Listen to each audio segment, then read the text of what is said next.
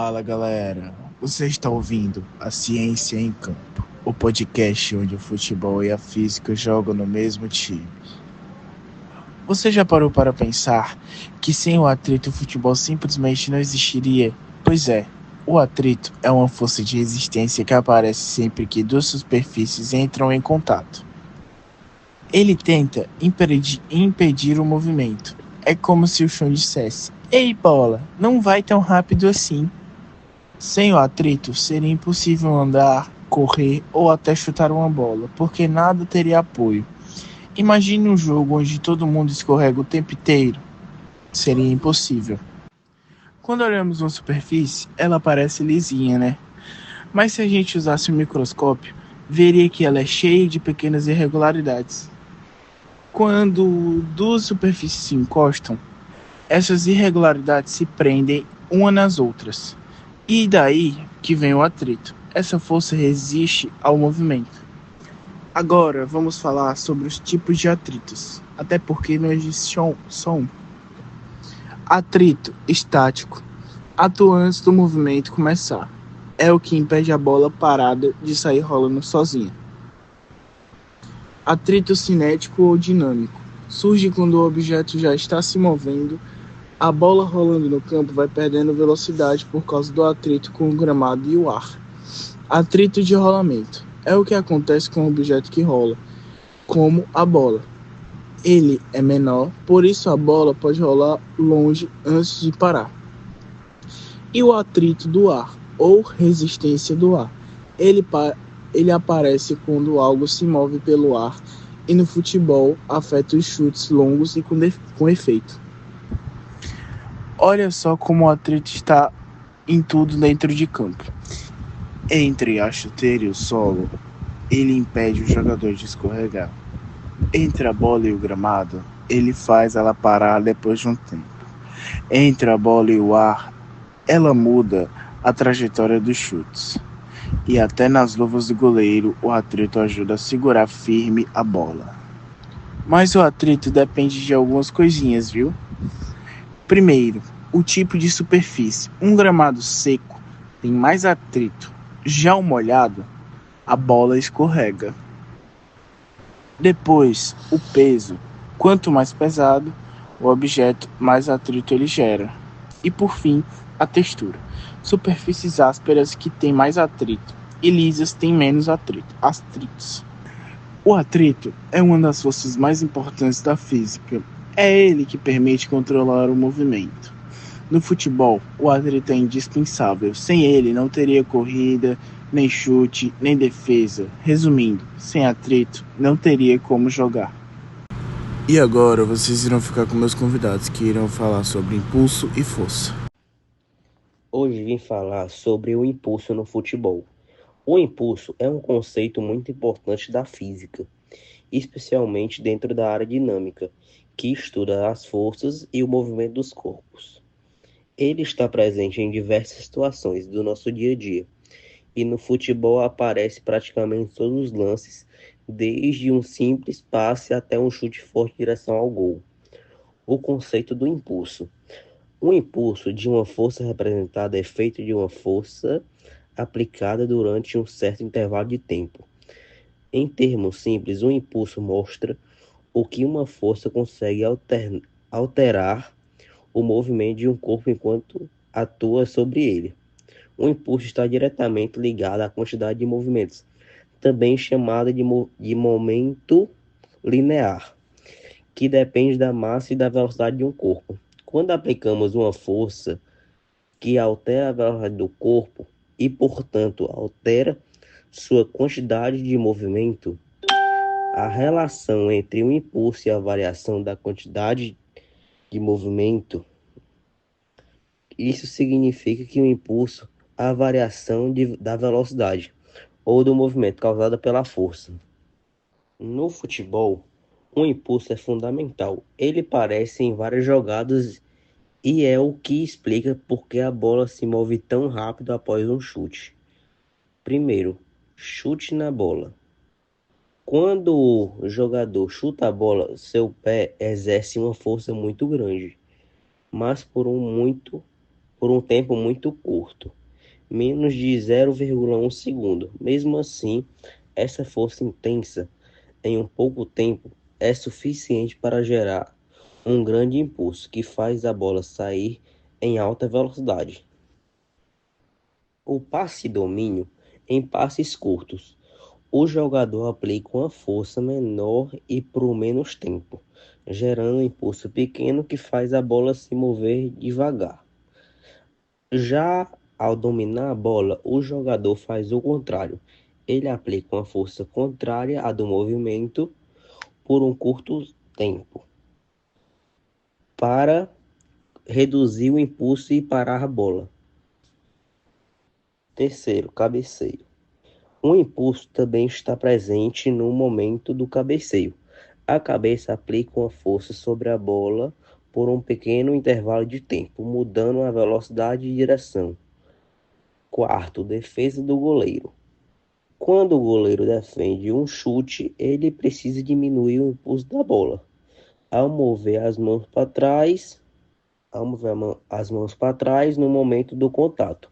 Ele aumenta o tempo de impacto, reduzindo a força recebida e evitando lesões. Isso mostra como o tempo de contato influencia no impulso. Vamos falar agora da importância do tempo de contato. O tempo é um fator essencial no cálculo do impulso. Mesmo que a força seja grande, se o tempo de aplicação for muito pequeno, o impulso pode ser moderado. Por outro lado, aumentar o tempo de contato, como faz o goleiro amortecer a bola, reduz a intensidade da força e torna o impacto mais suave. Resumindo, o impulso é uma força aplicada pelo tempo em que ela age. Ele está ligado à mudança de velocidade da bola. Quanto maior o impacto, quanto maior a força ou maior tempo de contato, maior o impulso. No futebol, ele explica o movimento da bola em chutes, passes, defesas e cabeceios. Controlar um impulso é essencial tanto para acelerar quanto para frear a bola. O impulso é um dos conceitos fundamentais da física que explica o movimento do futebol. Ele representa o efeito de uma força aplicada durante um certo tempo e está diretamente ligada à mudança de velocidade e direção à bola, nos chutes, cabeceios, defesas e passes. O impulso determina quão rápido ou controlado será o movimento. Compreender o impulso ajuda a perceber que o futebol não é só habilidade e estratégia, e também a ciência em ação. A cada toque na bola, leis da física se manifestam transformando força, tempo e movimento em um espetáculo que une esporte e conhecimento científico. A física no futebol. O futebol é um dos esportes mais populares do mundo, e além da emoção dos jogos, ele também é um excelente exemplo de como a física está presente no nosso dia. Cada chute, cada passe, defesa e movimento dos jogadores envolve diversos conceitos físicos, como força, velocidade, impulso, gravidade e até aerodinâmica. Quando o jogador chuta a bola, ele aplica uma força que faz o objeto sair do repouso e entrar em movimento. Essa força depende da intensidade do chute e do tempo de contato do pé com a bola, o que chamamos de impulso. Quanto maior o impulso, maior será a velocidade que a bola atinge. Outro conceito importante é um movimento e da velocidade. A bola se desloca em função do tempo e da distância percorrida.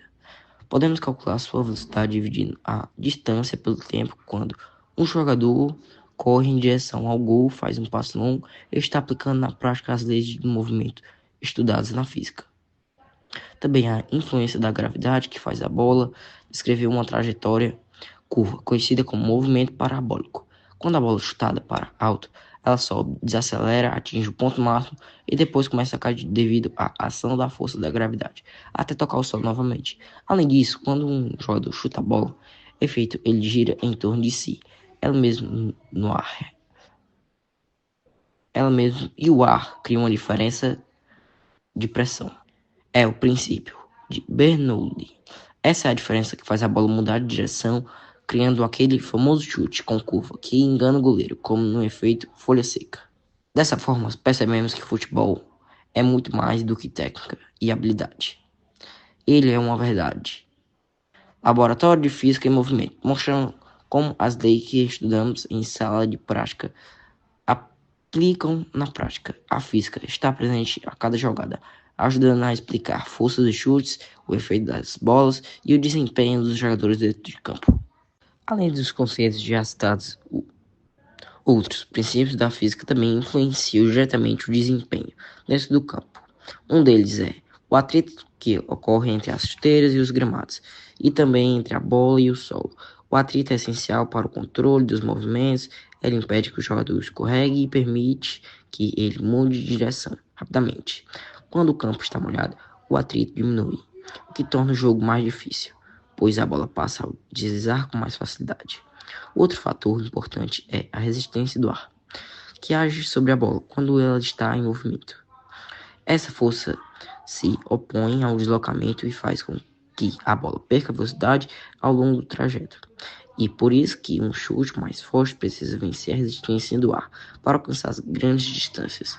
Em partidas com um vento forte, essa resistência pode até alterar a trajetória da bola, tornando o jogo mais imprevisível. A pressão do ar dentro da bola também interfere bastante. Uma bola muito cheia quica mais e se desloca com maior velocidade, mas é difícil de controlar. Já uma bola murcha absorve a parte da força do chute, tornando os passos mais lentos e curtos. Esse simples detalhe mostra como até um comportamento do ar e da pressão faz parte do física do futebol. Outro ponto interessante é que o centro da massa e o equilíbrio. O corpo do jogador precisa estar bem equilibrado ao chutar ou cabecear, pois o centro da massa influencia na estabilidade e na precisão dos movimentos. Jogadores com boa coordenação conseguem ajustar o corpo rapidamente, aplicando força na direção correta para alcançar o resultado desejado. A energia também está sempre presente nas jogadas. Quando o jogador prepara o chute, ele acumula energia potencial nos músculos. No momento do impacto, essa energia se transforma em energia cinética, impulsionando a bola. Parte dessa energia também é perdida em forma do calor e som, como um barulho do chute ou atrito do pé com o gramado. Além disso, a física explica o desempenho das defesas dos goleiros. Ao saltar, o goleiro aplica uma força contra o solo, gerando uma reação contrária, que impulsiona para o ar. Isso é explicado pela terceira lei de Newton, que diz que toda ação tem uma reação de mesma intensidade e sentido oposto. Esse princípio permite entender como os goleiros conseguem alcançar as bolas tão altas ou rápidas. Outro aspecto curioso, o uso da física, tecnologia dos futebols modernos. Hoje os sensores das bolas, sistemas de medição de velocidade e até VAR. Apto de vídeo, utiliza princípios da física e cálculos precisos para registrar cada movimento com exatidão.